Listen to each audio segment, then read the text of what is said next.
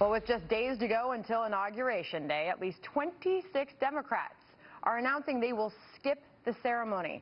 Some making the decision after the president-elect attacked civil rights icon Congressman John Lewis on Twitter.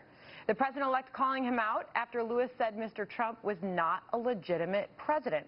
Vice President-elect Mike Pence weighing in on the situation, saying it is time for all Americans to come together.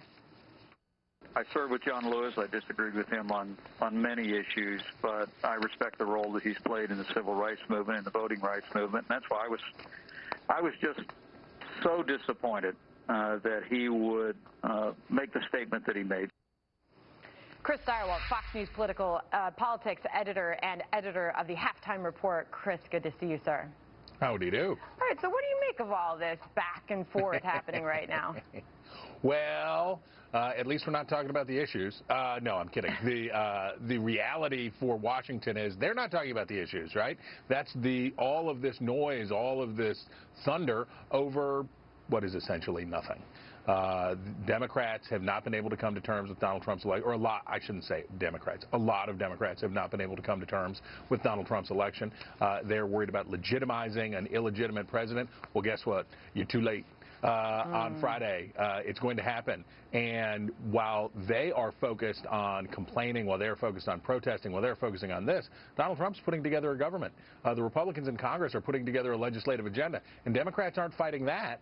They are protesting what they see as unacceptable behavior by Donald Trump criticizing, by Donald Trump acting this way or talking this way. They're upset about that. But that doesn't help them advance their agenda. That doesn't help them turn back the Republicans. That just leaves them out of the discussion. But then, of course, there's always that question, should the president-elect be responding to these type of attacks or comments on Twitter? And I think we find ourselves asking that question almost every time. I mean, should he just let this roll off his back? His team says he has the right to defend himself.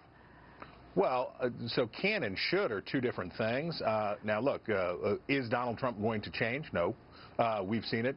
This is what he does. And it works. In this case, it works really well by attacking Lewis, right?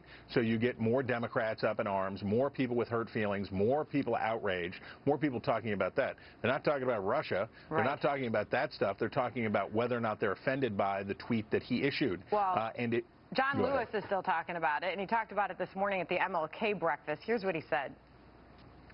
Never give up. Never give in. Stand up. Speak up. When you see something that is not right, not fair, not just, you have a moral obligation to do something, to say something, and not be quiet. Stand up, say something, not be quiet. Chris?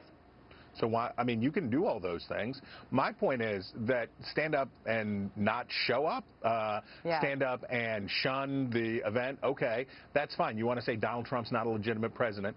When Republicans said that Barack Obama was not a legitimate president because people including Donald Trump, said that he was might have been secretly born in Kenya, that attrited our system. That hurt our system. It hurt the credibility of our system. It drove us further apart.